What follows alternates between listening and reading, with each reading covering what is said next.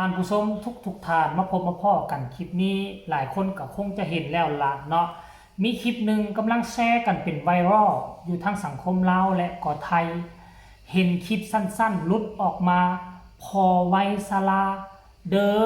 นพาผู้เขาไปนั่งสูบบุหรี่สูบยาอยู่หน้าถ้ำเพื่อหวังว่าลูกจะได้ออกมาอย่างปลอดภัย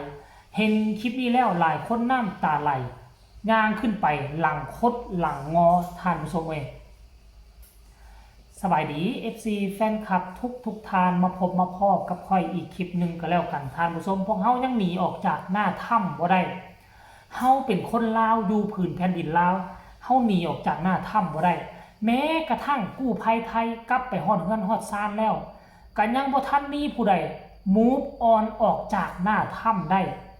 เวลารับเวลานอนหลายคนยังคิดฮอดหน้าถ้ำคิดฮอดเมืองล่องแจ้งคิดฮอดสองแม่ลูกเจียกันขึ้นภู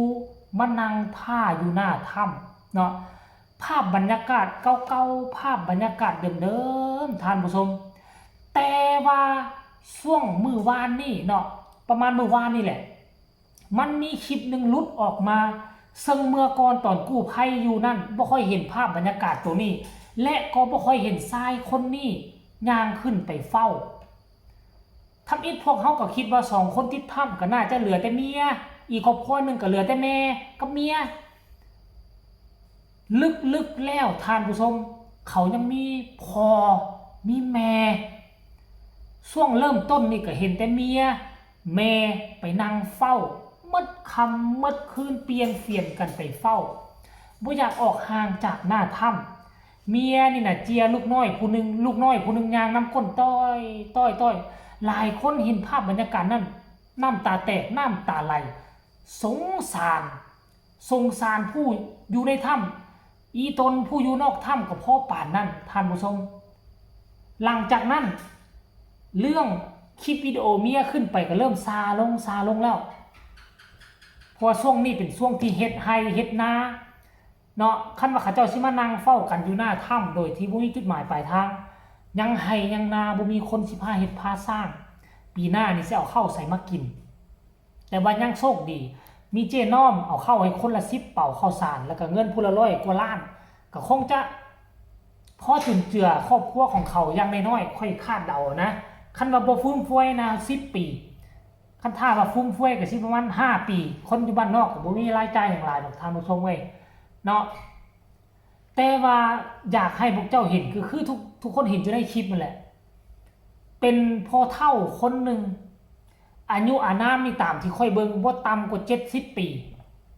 70 ปีเพิ่นขึ้นเมื่อนี่บ่ได้เมื่อฮอดแล้วสิกลับได้เป้ธงไปนำมีข้าวมีน้ำคือหวังจะไปนั่งมดมือหิวข้าวก็สิกินข้าวหั่นช่วงกินข้าวก็สิจ้ำข้าวแบงให้ผีที่เฝ้าอยู่ปากถ้ำและก็สิจ้ำให้ลูกชายที่ติดอยู่ในถ้ำหั่นได้รับได้ฮู้ได้กินน้ำกันไผ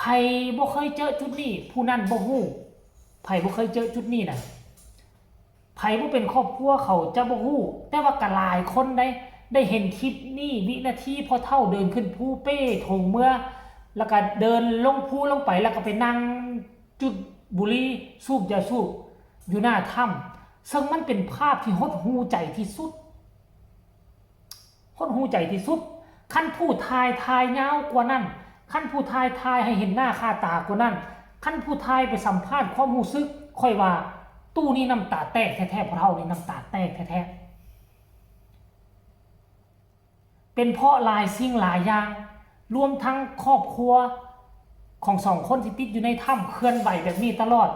นี่หรือบ่อาจจะเฮ็ดให้เป็นสาเหตุที่ทางทีมงานกู้ภัยไทยคาใจและก็เห็นเริ่มมาเคลื่อนไหวกันเป็นในแล้วมีประมาณเบิ่งค่อยจำบ่ผิด1มานัด2อาจารย์ติ้งลี3ก็สิเป็นน้องส้มบ่4ก็สิเป็นผู้ใดอีกคนนึงน่ะค่อยเล่งบ่คุณชายเล่งบ่อย่างน้อยๆมี4คน5กับต้านี่เป็นท่านหมอเพิ่นบอกว่าต้องไปถึงช่วงวางเลยเด้อวางบ่วางเจ้าก็ต้องมาได้ต้าเอ้ย คันว่าทีมงานอื่นมาเจ้าบ่มามันบ่มีสีสันอยู่ในหน้าถ้ำอย่างน้อยๆก็มีเจ้าอยู่มันเฮ็ดให้มีความสุขสนุกสนานเพิ่มขึ้นเติมเนาะอย่างน้อยๆมี5คนแล้วเคลื่อนไหวแต่ว่าทั้งปอนจักริดช่วงนี้ก็ออกเดินซ้ายตามรายการที่จองไว้แล้วเพิ่นยังบ่ออกมาเคลื่อนไหวเกี่ยวกับเรื่องนี้เทื่อเนาะแต่ว่าคันท่ากรณีว่ามีการมาแท้ค่อยคิดว่าทั้งปอนนี่เพิ่นก็คงจะบ่พลาดคันเพิ่นบ่มาก็คงจะส่งคนอื่นมาแต่ค่อยก็คิดว่าเพิ่นต้องมาเพราะว่ามันคาใจเด้คันบ่มาแม่คันเขาคนอื่นช่วยได้หรือช่วยบ่ได้ตัวเองก็จะคาใจโอ้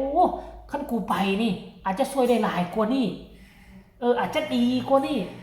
เพื่อบ่เฮ็ดให้มันคาใจทีมงานเดิมทีมงานเก่าแนะนำคันมาให้มานำกันมาพร้อมกันมาค้นหามาสร้างประวัติศาสตร์ร่วมกันอีกครั้งหนึ่งเพราะว่า5คนนั่นก็ร่วมกันสร้างประวัติศาสตร์แล้วครั้งนี้ต้องมาสร้างประวัติศาสตร์อีกใหม่คันว่ามาซ่าคนในถ้ำหมดคันมาไวๆอีกมือ2มือนี่มีโอกาสที่ไปพบตอนเขาหายใจโรยรินอยู่เด้เพราะว่าหยังขาดข้าวขาดน้ำเฉพาะ 4-5 คนนั้นขาดข้าวขาดน้ำมา12มือแล้ว2คนนี่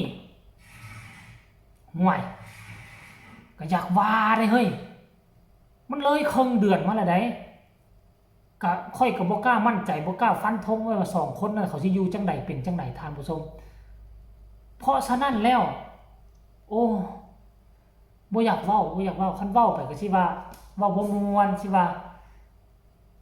เพราะว่าอิงตามความเป็นจริงระยะเวลามันก็โดนแล้วท่านผู้ชม